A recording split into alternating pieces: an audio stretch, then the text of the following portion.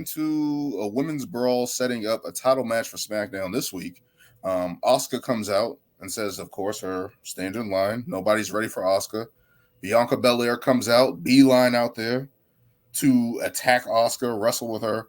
Charlotte comes out and makes the save, which was interesting, comes out. And then we get Money in the Bank, Miss Money in the Bank, Io Sky and Bayley coming out, working as a team, Damage Control, trying to cash in. And Bianca Belair and Charlotte Flair end up taking them out, and Asuka retreats. So what do you guys think about that, especially the match setting up on Friday between Bianca Belair and Asuka for the SmackDown Women's title? I just need to say this.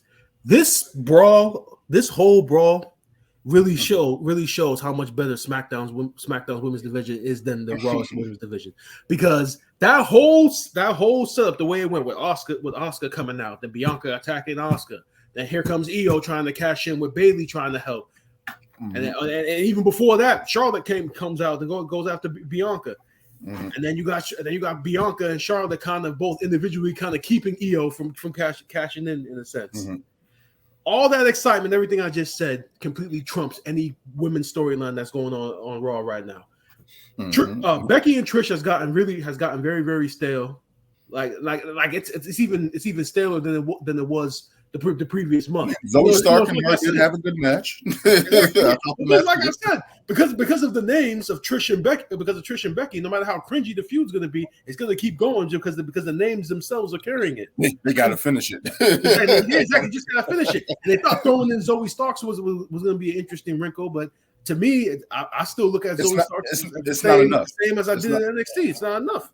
So when you see this brawl, I mean, obviously going into the title match next week, I mean, does anybody think that's going to end in a clean finish? I don't. Is it Bianca versus Asuka? It's going to be Bianca versus Asuka for the title. This is not going to. I told you, for the foreseeable future, between those three women, there's not going to be any clean finishes. And I'm going to call it right now. I'm going to call it right now. I'm going to pull it down. It's going to be a triple threat for SummerSlam, and then I guarantee Asuka's going to retain, and then Io. Either she will or will not, or will try to cash in. I don't know if she'll. Maybe Bayley screws her. That's the time. I mean, if you're really gonna kickstart the feud, that's how you start it though. And right when she's about to cash in, here comes Bayley with the vicious attack. Like, if you're really gonna. No, if anything, let Io cash in, win the title. Bayley comes out, pulls a Kevin Owens, and beats her ass. She's not gonna powerbomb her into the apron. I'm not saying powerbomb, but I'm saying she'll like congratulate. Oh, you won the title, and then beats her ass right there. Like you guys remember during the pandemic in the Thunderdome? Basically, like, you guys remember in the Thunderdome when Bayley and Sasha Banks were pretty much running the women's division, and they eventually broke up. Yep. That the attack that Bayley did on Sasha. Yeah. It's pretty much going to be the equivalent of that, maybe even worse. And the only reason I don't want, because I really want Io to get the title, but that whole 100% women cash-ins have won, and it's like I don't let this be the one that is the failed cash-in, because I feel like it would hurt. I'm fine if they do that because it's going to build Io even more. Or and like again, this brings me back to my point of the money, the cash in diminishes the championship win. Like her doing that rather than I would rather her have a match and beat Asuka or beat Charlotte or beat a Bianca 1, 2, 3 in the ring. That's going to mean more than just cashing it in because it's now you're facing these titans of the women's division, right? Like Asuka, Charlotte, Bianca. It's like you had to cash in to win it rather than beat one of those women. And it's like she's gonna. It's because that's what the Money in the Bank is. It's always been. I understand it, but I feel like that's setting her up to be a lame duck. And it's like she shouldn't be a lame duck. I don't feel like that she should be a lame duck. I feel like that's what the cash in is gonna do. Everyone's gonna love the EO, but everyone's gonna be like, you cashed in. You know what I mean? And now you got to prove yourself. I'm almost at this point thinking that EO should just cash in on Rhea. And I'm only saying that just because I feel like I think Raw could competition.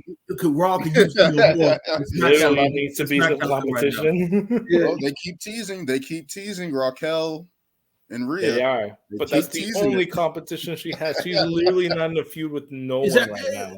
It's like they can keep teasing it all they want to, but the fact that you put the tag team titles on Raquel kind of diminishes that. And even if they do end up having, a title match, I mean, you still got Raquel with the tag team titles, and this is the exact same situation. Is the reason why Sasha Banks and Bayley, Naomi both walked out because they were both because they were sold on the idea of building the tag team titles only to be booked in like individual championship matches, and they felt like that went against what they were initially were told was they were going to do with the tag team titles. So it's like, if you put a tag team champion in against Rhea, like now if Rhea and Dakota were to have a tag team title match, which I'm assuming this is what I'm assuming is going to happen. If you have Liv and Raquel up against Chelsea Green and Sonya Deville, which is coming up, I think it's next Monday on Raw, and Rhea somehow costs them the tag team titles. Okay, now you got something. Now you have something. Now you have an interesting feud. But if Raquel is going to still be a tag team champion going into this match, it's just like the only reason why I don't think they do that because Rhea's still kind of like, why would she do that? Well, there's no motive for her. They tease the interactions. Like, getting in their business. Yeah, but I mean, that's just bringing more shit towards her. Like, I don't think she's gonna.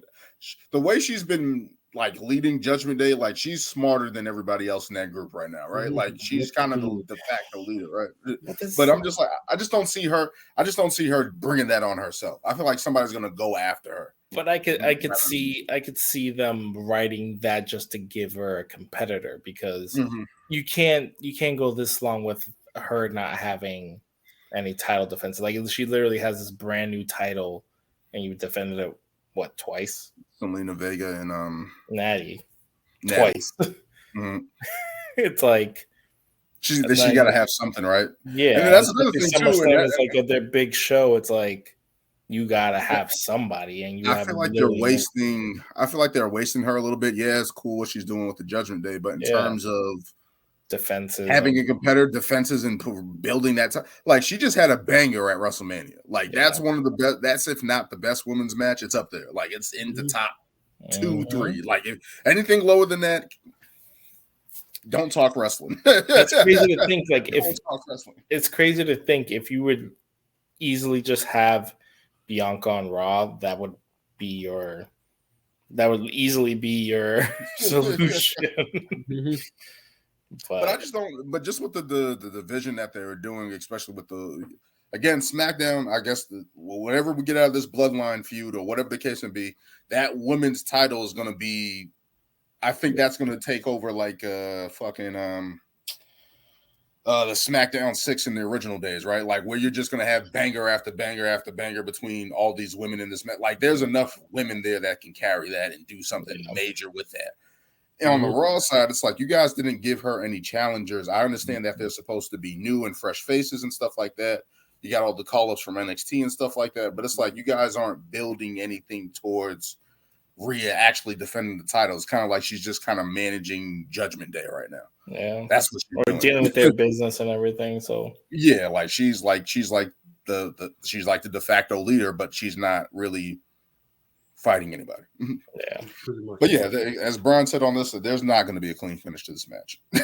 There's not. They're just playing between these rotating challenges, and then eventually they're just going to be like somehow they're going to get Bayley involved. Somehow they're going to get Io involved, and then there's just going to be a triple threat at SummerSlam. That should be the match, I think, at SummerSlam. That should be the match. Charlotte, Asuka, Bianca. That's a banger that they can do and have a really good match. What they do after that, who knows? Who knows? I can already tell how the booking is going to go. This is going to end in the no contest because of Charlotte, and then the very next week they're going to book Charlotte versus Bianca. Winner gets Asuka at SummerSlam. That ends in no contest. And then whoever loses that inserts themselves back into the match. Exactly. Yeah. That's 1, 2. That's 3 weeks. Yeah. That's pretty much going to be it. There'll be a contract signing before SummerSlam. Yeah, there'll be a contract signing for all 3. Yeah. This ain't our first rodeo with this damn stuff. Thanks, WWE. We got the checklist. We got the checklist.